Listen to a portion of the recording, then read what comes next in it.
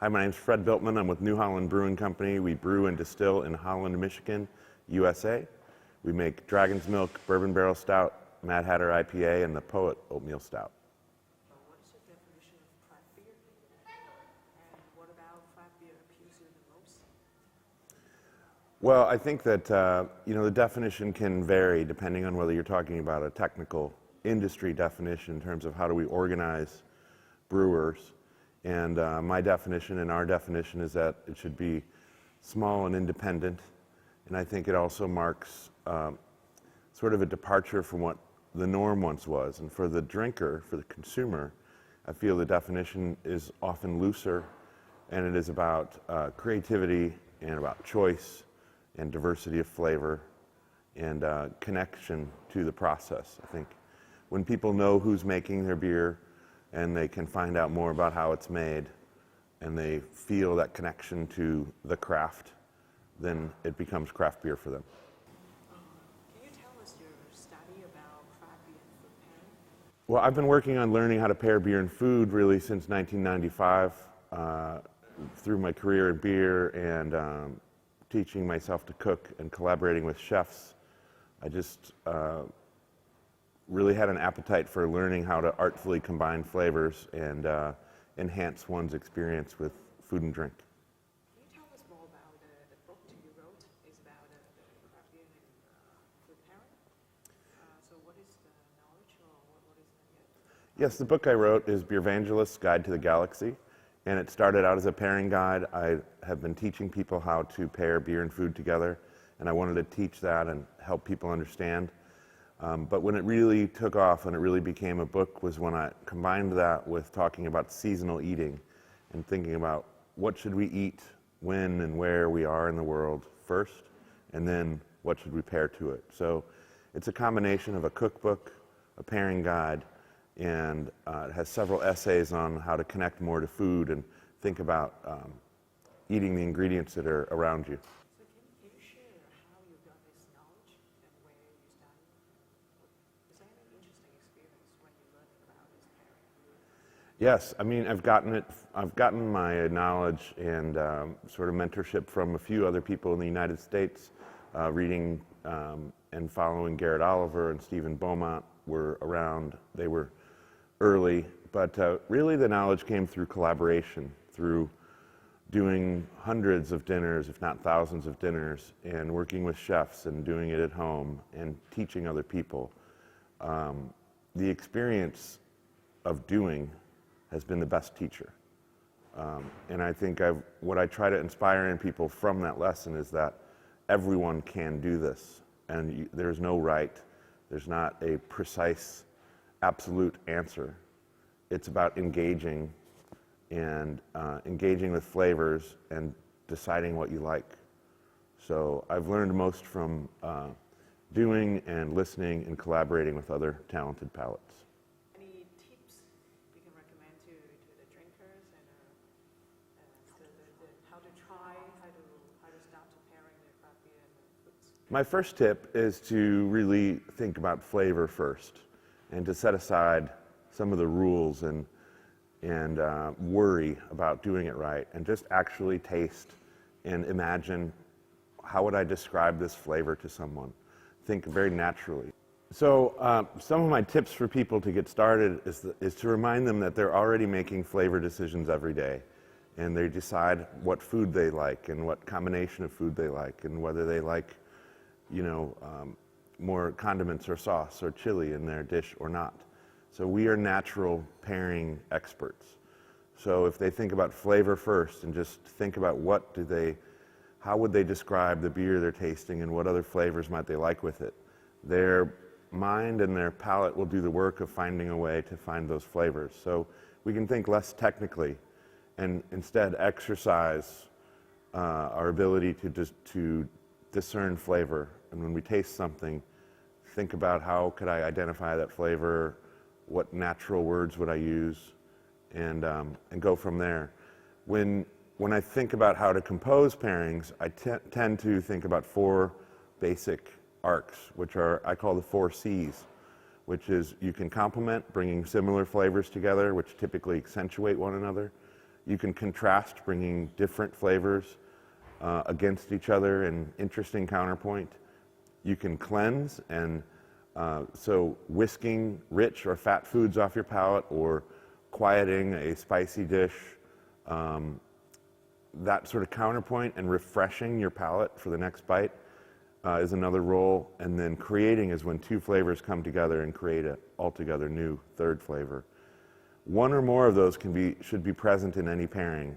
It's what gives the flavors role and purpose. So when one or more of those pairings are present, it's what gives the flavors role and purpose, and that tends to excite our palate and our mind.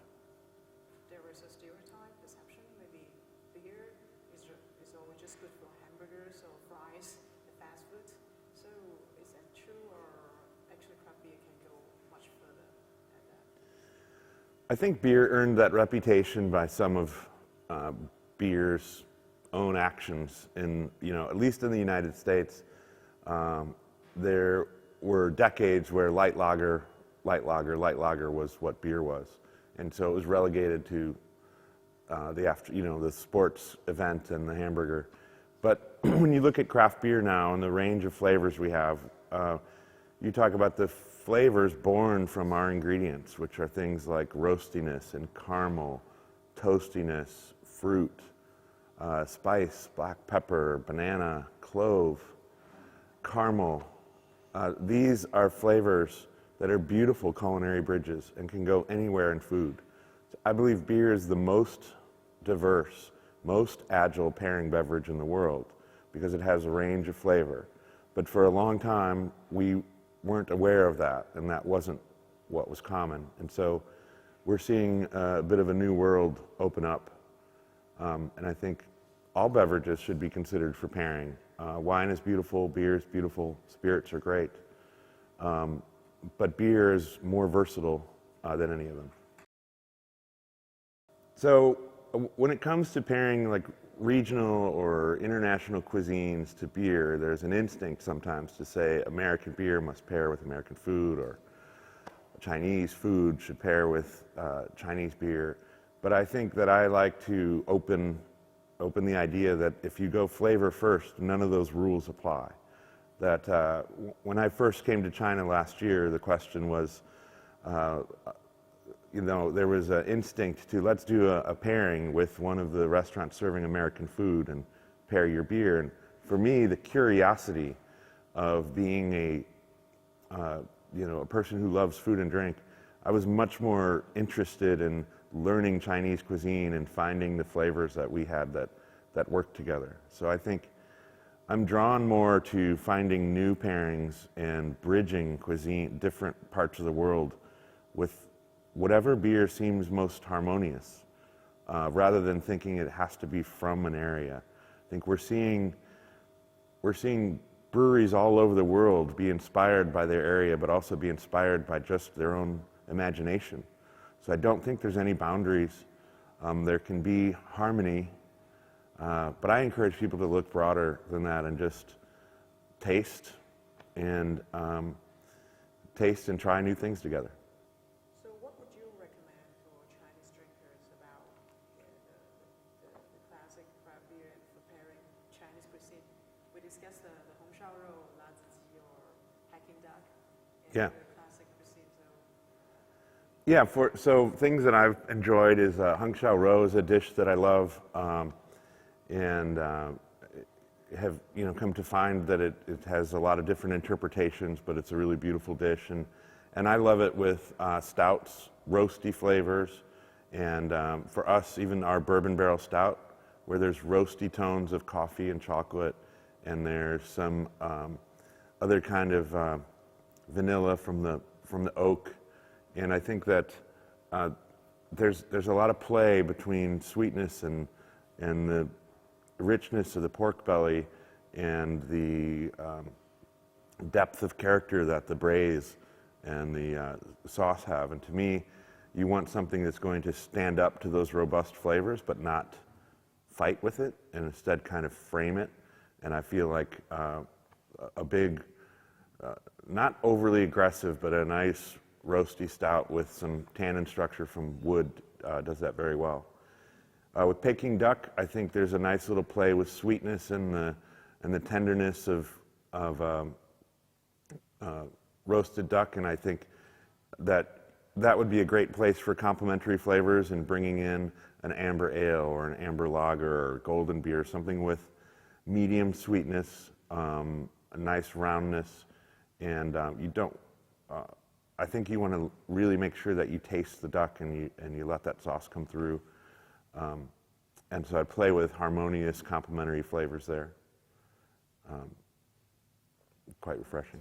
Because in China nowadays, the craft beer brew pubs or brew pubs, pubs in general, no matter if they're serving craft beer or just regular beers, the food is very limited. So they're all serving American food, some fast food. There's very few serving sophisticated food. Or Chinese restaurant, they don't serve craft beer now. So the beer or the wine selection for a lot of Chinese restaurants is very limited. So do you think it's got a lot of potential? We can actually go broader than that to bring out all these concepts for those restaurants or for those pubs to maybe more food to supply for it. Yes, absolutely. I very much believe in that potential, and we've seen it in the United States. Our recent, the brew pub that we opened in September in Grand Rapids was a very ambitious food program. We put in a butcher's kitchen, and we're bringing in whole sides of animal to do farm-to-table cooking, and we have an adventurous and beautiful cuisine program. But that's not where we started either. In the 1990s, we saw very much what you see here is people with the challenge in front of them of trying to figure out how to open a brewery, and their focus is beer forward and the logistics of opening a restaurant, and the food, while good, is often there as a purpose to serve the customers that are coming for beer. And I think what we saw was that as the market developed and as the consumer developed, we were able to broaden our perspective and raise the expectations. And what we as a company have found, and it didn't start this way, it came during our history, was that if our mission statement as a company is to enhance people's lives and to create remarkable experiences, we have to hold that to everything we do, and we want to be as mission forward with food as we are with beer. So as we grew up and as certain things became more established, we had opportunities to raise food up. Now, I think it doesn't mean it has to be complex or fine dining. You can do simple American food really well, but I think that craft is about choice, and so as the market matures, you'll see fine dining restaurants bringing craft beer in, and I think you'll see craft brewing operations, pubs and bars starting to provide more choices across the many different operations. You'll see people exploring into new efforts with food as well. How do you make your brand unique and special from other brands? Well, I think we work on making our brand unique and special by really just making sure we're understanding what our objectives are and who we are. We pay a lot of attention to mission and vision, and we believe that our brand is most special when it's naturally reflecting who we are and what we're doing. We try to, as you grow as a company from a few people to dozens of people to over 400 people, it takes collaboration and conversation to continue this creative signature.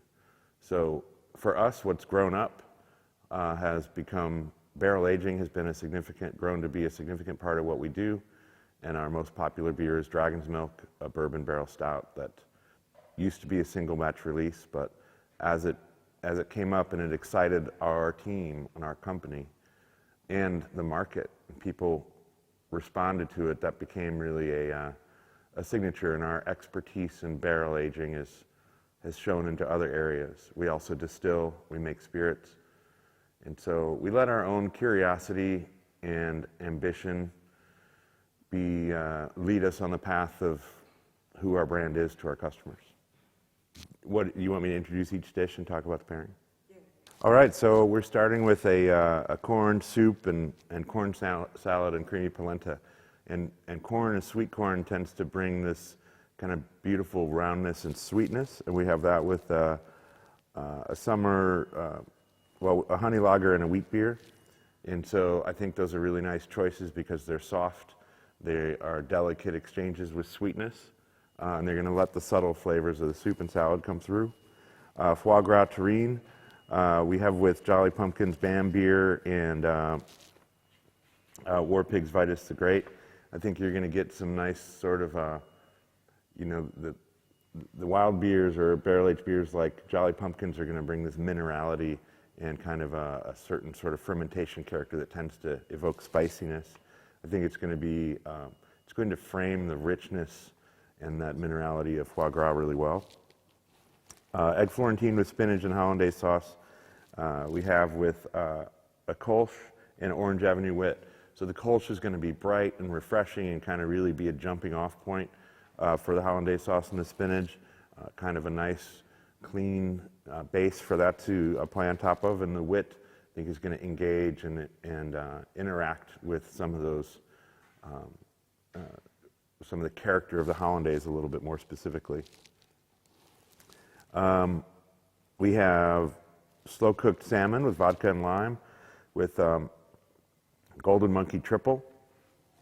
So triples and Victory's Golden Monkey brings in some sweetness and some fruit and spice from the fermentation, but it's gonna really sort of play well with the lime. They'll kind of lie on top of each other and set up that opportunity for the salmon to show through.